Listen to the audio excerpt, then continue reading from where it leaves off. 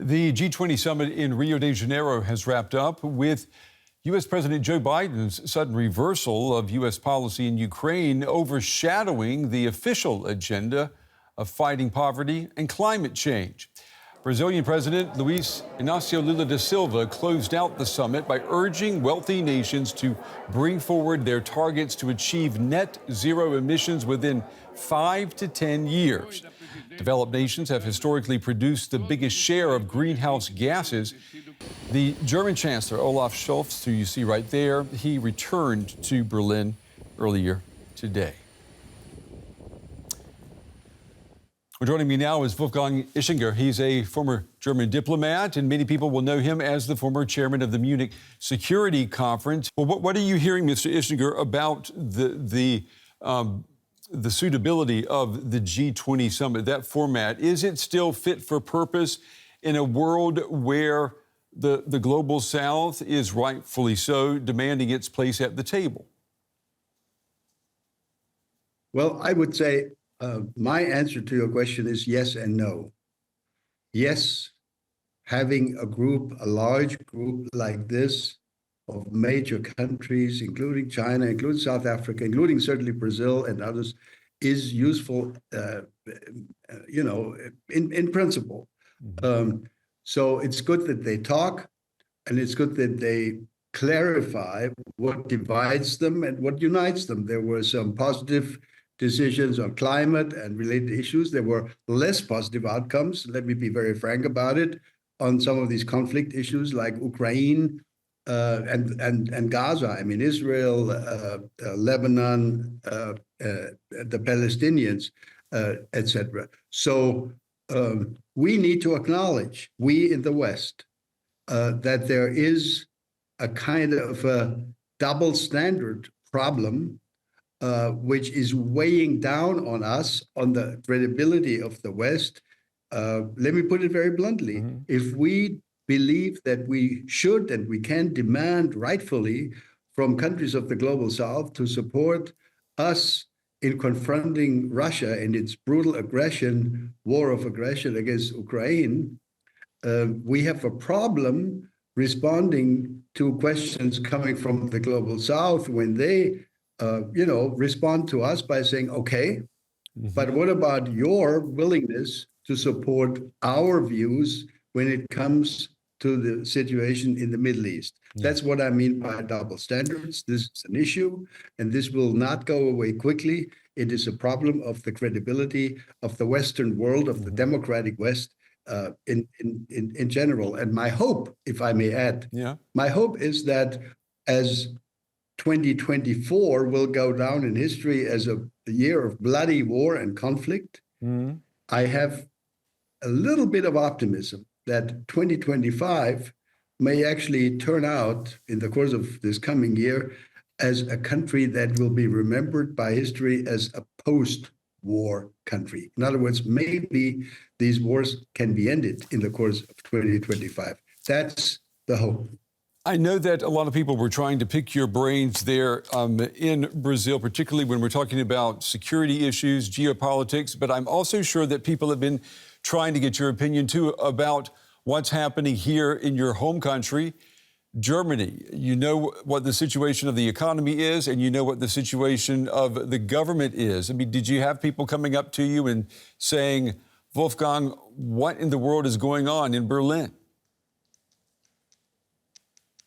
Sure. I mean, the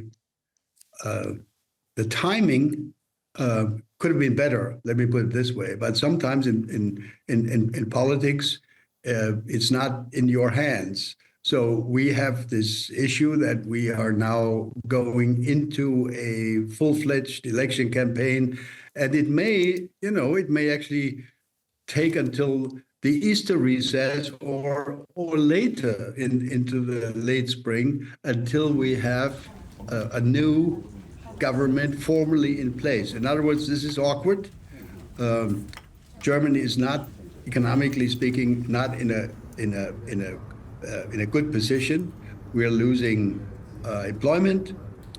Our economy is not growing currently. In other words, there are huge challenges on the economic front. There are even larger challenges on the European and on the European security front. Leadership is in high demand.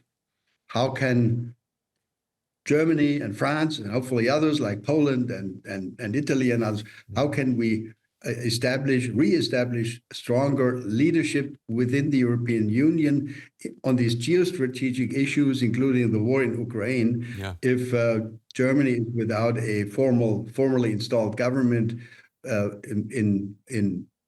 for many weeks to come. So this is not good, but we have to live with it, and we'll get over it.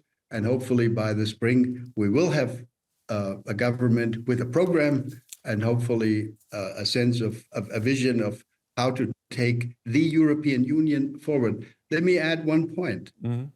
The future health of the European Union depends to a huge percentage on the continued ability of Germany to finance the EU. We are by a significant margin the largest giver, a provider of funding to the European Union. Mm-hmm. If that ability of Germany is going to be diminished for economic reasons going forward, the entire European project is going to suffer from that. In other words, this is not only about the wealth and the prosperity of the German citizen, it's also about the future of the European project and about the security of our continent. Mr. Ischinger, before we run out of time, one more question. Was Donald Trump, at his return to the White House, was that the big elephant in the room there in Rio this past week? Well, of course. The re-election of Donald Trump, or the election now of Donald Trump, raises expectations on one hand, but creates concerns on the other hand.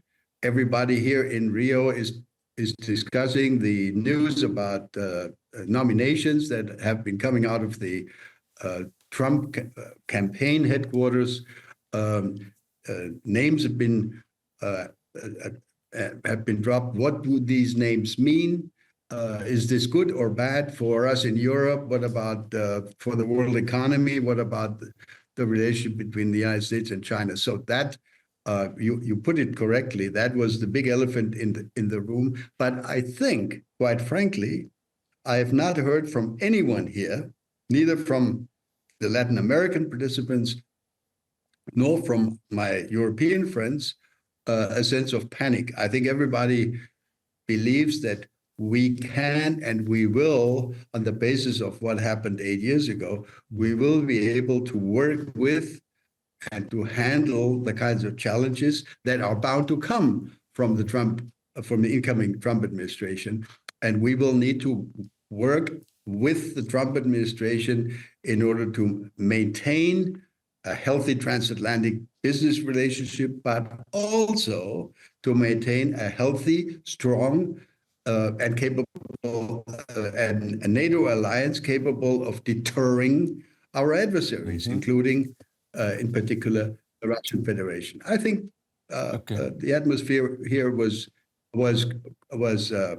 not negative, but there were, of course, some concerns. Wolfgang Ischinger joining us from Rio de Janeiro. He's been at the G20 summit this week. Mr. Ischinger, we appreciate your time and your analysis tonight. Thank you.